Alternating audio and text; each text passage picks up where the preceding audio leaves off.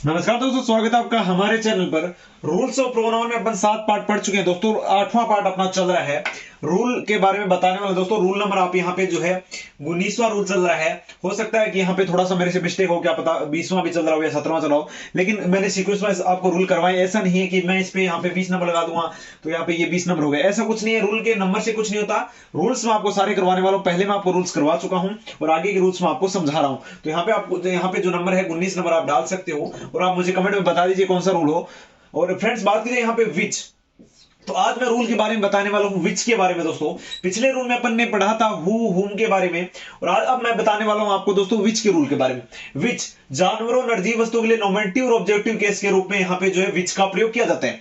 यानी वहां तो उनका जो है प्रयोग वर्ब और व्यक्ति जैसे मानव के लिए किया जा रहा था, और यहाँ पे जो है निर्जीव वस्तुओं के लिए वहां पे हु हुम का प्रयोग सजीव वस्तुओं के लिए किया जा रहा था। वही विच का जो प्रयोग है दोस्तों जानवरों और निर्जीव वस्तुओं के लिए यहाँ पे किया जाता है। यानी इंसानों के लिए यहाँ पे नहीं हो रहा है, जानवरों के लिए और निर्जीव वस्तुओं के लिए यहाँ पे जो है नोमेंटिव और ऑब्जेक्टिव केस। नोमेंटिव यहाँ पे जो है नोमेंटिव और ऑब्जेक्टिव केस, तो यहाँ पे नोमेंटिव और ऑब्जेक्टिव केस के रूप में आपका यहाँ पे जो है विच का प्रयोग जो है किया जा रहा है। यानी नोमेंटिव आई माई मी में आई और मी के लिए आपका जो है यहाँ पे विच का प्रयोग किया जा रहा है। सी हर में सी और हर के लिए किया जा रहा है। यानी जो बीच वाले पार्ट को छोड़ के आपका जो फर्स्ट और थर्ड वाला पार्ट है यहाँ पे नोमेंटिव और ऑब्जेक्टिव केस वाले में, वहां पे आपका जो है विच का प्रयोग किया जा रहा है। उसके अलावा दोस्तों यहाँ पे पजेसिव फॉर्म जो है विच का जो पजेसिव फॉर्म है, जैसे ओवर का पजेसिव फॉर्म ओवर्स होता है, माई का पजेसिव फॉर्म माइन होता है, उसी प्रकार से यहाँ पे दोस्तों पजेसिव फॉर्म जो है विच का, उसको आप यहाँ पे हुज या ऑफ विच के रूप में यहाँ पे कर सकते हो। यानी या तो आप ऑफ विच लगा लीजिए या हुज लगा लीजिए, दोनों का जो यहाँ पे वाक्य में अर्थ है या जो दोनों का वाक्य में प्रभाव है वो एक ही होगा। यानी दोनों एक ही चीज है।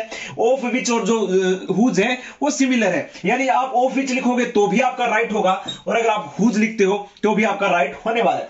इसके अलावा मैं उदाहरण बताता हूं, जैसे द डॉग विच या हु, इनमें से आप क्या लगाओगे वो मैं आपको बताऊंगा। द डॉग विच या who is black is mine, यानी जो कुत्ता है जो काला है वो मेरा है। यानी जो काला कुत्ता है वो मेरा है। तो इसमें जो है यहाँ पे जैसा यहाँ पे डॉग है दोस्तों, डॉग यानी कुत्ता क्या होता है, एक जानवर होता है। जैसा कि बोला जा रहा है विच का प्रयोग जानवरों या निर्जीव वस्तुओं के लिए किया जा रहा है, तो यहाँ पे विच आएगा। हु और विच दोनों ऐसे दिया हुआ है जैसे कि आप इसमें कौन सा सही करोगे। यानी अगर आपका एरर दिखाए, एरर वाले में आपको छांटना है तो उसमें अगर हु दे दिया जाए यहाँ पे तो गलत होगा। तो इसमें जो है विच और हु में से आपका यहाँ पे जो है विच करेक्ट होगा और हु जो है गलत होगा। यानी जैसा यहाँ पे बोला जा रहा है उसी हिसाब से आपको रूल को लेके चलना है। इसके आगे यहां पे दोस्तों पैलेस के रूप में जो है eight which, in on during which यहां पे टाइम के लिए, और रीजन वाई फॉर विच। यानी फ्रेंड्स इसमें मैं आपको बताने वाला हूं, ये है रिलेटिव वर्ब। यानी पैलेस जब स्थान की बात हो रही है दोस्तों, जब स्थान की बात हो रही तो यहां पे जो है स्थान की बात में दोस्तों एट विच के रिलेटिव एडवर्ब के रूप में वेयर का प्रयोग होगा। यानी दोस्तों पैलेस के रूप में जहां पे एट विच दिया हो, यानी उससे यहां पे आपको पता चल जाएगा वेयर का।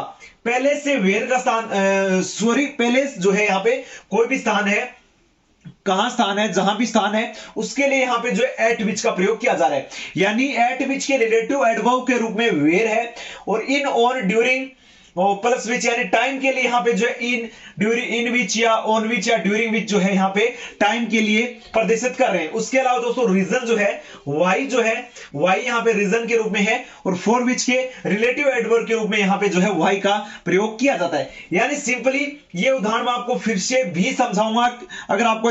तो फ्रेंड्स जैसा कि मैंने आपको बोला था, मैं यहाँ पे जो है इस चीज पे स्टार लगा रहा हूं, इसके बारे में अच्छे से समझाने वाला हूं। तो दोस्तों अपना पार्ट 8 ही चल रहा है। 8 पार्ट में मैं बता रहा हूं, जैसा कि मैंने थोड़ी देर पहले आपको बताया था कि इस पे स्टार लगा लीजिए एक बार के लिए। तो मैं फिर से, क्योंकि मैं पहले वो चीज समझा रहा था, अब डिटेल से ये चीज समझाने वाला हूं, तो इसके बारे में बात करने वाले हैं दोस्तों।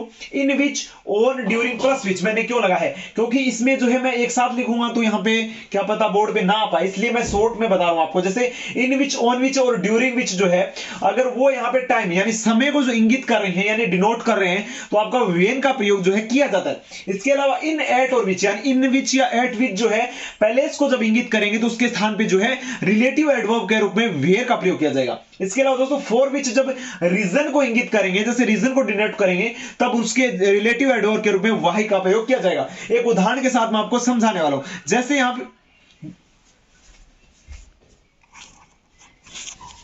दोस्तों, जैसे आप यहां पे देखोगे this is hotel, eight which my father was staying, यानी दिस इज होटल सेम रहेगा, लेकिन एट विच के रिलेटिव एडवर्ब के रूप में यहां पे जो है आपका प्रयोग हो जाएगा वेयर का। और यहीं पे अगर इन विच दिया हुआ हो, इन विच या ऑन विच या ड्यूरिंग विच दिया हो, तो वहां पे वेन का प्रयोग किया जाएगा। और यहां पे फॉर विच दिया हो तो उसके साथ पे जो है वाई का प्रयोग किया जाएगा। बस आपको इतना चेंजेस करना है। और इसमें सिर्फ इतना ही है कि ये आपको जो टाइम को इंगित करता है वेन का प्रयोग, समय को इंगित करता है वेयर का प्रयोग, सॉरी समय को इंगित करता है वो वेन का प्रयोग, और जो स्थान को इंगित करता है वो यहां पे वेयर का प्रयोग, और रीजन को इंगित करता है उसके लिए वाई का प्रयोग। तो आज के पार्ट नंबर 8 में यही था। पार्ट नंबर 9 के साथ अगले वीडियो में फिर मिलते हैं। धन्यवाद।